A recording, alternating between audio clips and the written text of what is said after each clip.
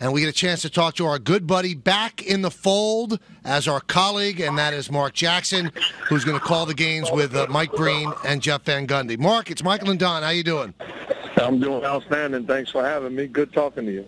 Good to talk with you as well. Okay, you got the Spurs and the Heat. Is anything going to be different from last year?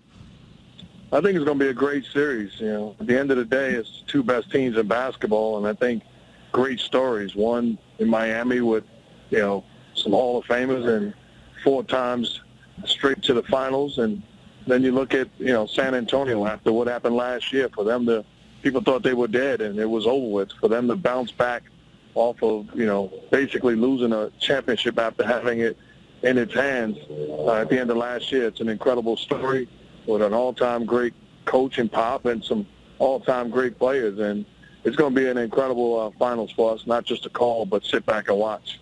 Now, Mark, how often do you get to make up for a mistake the year before? Spurs had their Game 1 and Game 6 with a 5-point lead. They let it slip through their fingers. I mean, it's not often in athletics you get to make up for a mistake that quickly. No, you're 100% right. And it shows really the fortitude and the togetherness of that Spurs organization. They didn't, explode and begin to fire and begin to make trades, and they didn't make wholesale changes. They obviously increased and improved their bench. They got some guys that, able to play out of pick and rolls, and Bellinelli and Patty Mills, and Patty Mills all of a sudden was there, but he's playing more. So they become a better basketball team overall. And it's awfully impressive to watch how they've bounced back and responded, and now, have an opportunity to right what went wrong last year. How is it possible, Mark, that the Spurs don't get old? I mean, Duncan's old. Ginobili is old. How come it's not manifesting itself? I wish I knew the answer, because then you and I would would still be much younger. But I think they trust each other. They work their tails off. They get the proper rest during the season. Pop does an incredible job. R.C. Buford, those guys do an incredible job, and they've got great leadership. And it's awfully impressive to see the way that they continue to play at a high level. You're talking about 4 or 5 years ago, people were probably thinking, okay, it's the end of the Spurs run, and here we are 4 or 5 years later, and they're still in discussion for best team in basketball. Does Pop really hate dealing with the media, Mark, or do you think just after all this time it's kind of become a game to him? I've watched him as a player. I've watched him as a coach on the opposite side. I've watched him, as an analyst, and he's a great guy. He's as good as it gets. I think it's an act, but at the end of the day, in every role that I've been around him, the guy has been stellar, and he's an all-time great coach, not just in basketball, but in the history of sports. And he's a joy to watch, and how he conducts himself. He absolutely gets it, but he's not the guy that short-answered, at the end of the first or third quarter. He's total class. I would think that coaches hate that interview that they have to do. I mean, you've been there. Is it an interview that you want to do? You want to be with your team, I would assume. I think it's overblown. I understand the idea of getting close to the viewer and allowing them an inside look at the thought process of a coach.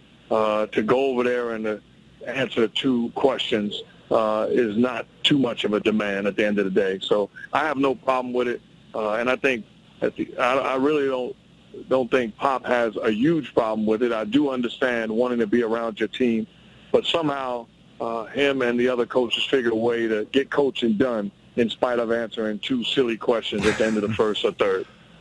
Mark Jackson is our guest here on the Michael K. Show. All right, give me some key matchups. First of all, how do they slow down LeBron? I'm not going to ask you how do they stop him, because I don't think you stop him. And who has to have a big series for San Antonio to win this? I think the rules remain the same from when the Spurs played them, even when LeBron was in Cleveland. And, last year, you want to keep LeBron away from the rim. I don't think it's as drastic or dramatic as it was when he played in Cleveland, where they played him at the foul line and dared him to make shots. He's an improved shooter, but the recipe remains the same. You got to make him hit you from the perimeter, keep him away from the rim, try to limit the damage that Dwayne Wade is able to do also. He's playing at a high level right now. And I think you got to pay attention to the role players if you're the Spurs. You don't want Ray Allen coming in and having his way, making shots. You don't want those guys to have impact in the ball game. And if you're the Spurs, you want to make plays via pick and rolls. You want to force Tony Parker away from the paint area. You want to defend Tim Duncan one-on-one. And I think it's huge for their role players. They've got to play big, and they've done it all season long. And now the question is, can they do it when the lights are the brightest? If Parker's injury is any kind of a problem here, Mark, what can the Spurs do to compensate that? Well, they're an outstanding team, and they know how to play. And if you look at Corey Joseph and how he played a role in OKC series, and you look at Patty Mills, you look at them putting Ginobili on the ball, they'll find a way. They're that good where they find a way to get it done in spite of any adversity that's been thrown their way. It's awfully impressive, and it says a lot about their professionalism and how prepared they are. Mark, do the Oklahoma City Thunder have to make major changes? Can they go any further with this team, or do they have to trade one of the big two guys, or do they have to add somebody? No, to me, you got two of the top, I'd say 7. You can make the case 2 of the top 5 players in the world in Durant and Westbrook. By no means, if I'm them, do I make wholesale changes now. They've got young talent that they can play around Durant and Westbrook and prepare for when the moment comes. I think it's important to do that, but that's an awfully good basketball team with 2, superstar players that can put you in position to win for a long time. Mark, I know it was a financial decision for them because I guess they didn't want to go too far over the luxury tax, but do you think they regret now letting Harden go? I'm sure if you look back, you see how good James Harden is. Not that they didn't know, but I'm sure if you take away the financial backlash, they regret it. He's a heck of a basketball player, a guy that can create his own offense, and there was times when they needed that.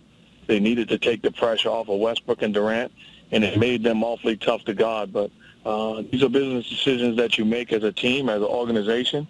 I still think that they're good enough to win a championship when you're talking about those two guys. And I think Scott Brooks did an outstanding job, and they had an outstanding year, losing to a Spurs team with a bunch of Hall of Famers down the road. All right, now you're back with Mike Breen and Jeff Van Gundy after a brief respite as the head coach of the Warriors, where you did a good job. Do you find that you don't like one of them as much as you thought you did now that you're back with them? Those guys are absolutely great, and I miss them, even coaching and having fun doing that. But I miss those guys because they're class, true professionals, they're friends, including Doris and our entire crew. It's been a blast having an opportunity to come back, and to me it was a no-brainer. So I'm thrilled to death to be back calling games, and I'm grateful to ESPN for reaching back and giving me the opportunity. It's a heck of an honor. I got to ask you this question because I always ask Jeff when we have him on every week. Have you had contact with Phil Jackson about the Knicks job? No, I have not. I have not. Would you like to? I'm sure that Phil Jackson's going to do an outstanding job of selecting the best possible coach to put that team in position to move forward. I think it's a heck of a job, and it's a heck of a place, obviously. And I'm sure they're going to pick the right person. And you obviously can be a candidate for that job, right? You fit the credentials they're looking for, don't you? I am a coach. And a good one.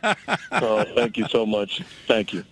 Now, one thing he keeps saying before I let you go, he has to have a relationship. And, obviously Jeff doesn't have a great relationship with him. Do you have a relationship with Phil?